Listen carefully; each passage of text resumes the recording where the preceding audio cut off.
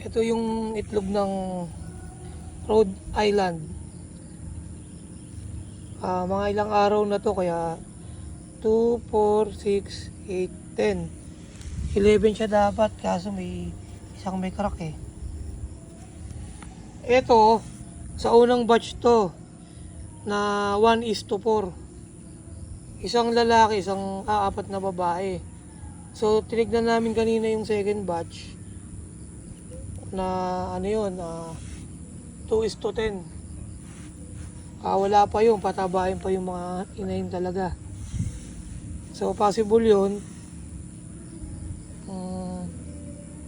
next week or next week. Yan, so ready for incubator na to. Yan, naka 11 sana yung isa. Incubator na to.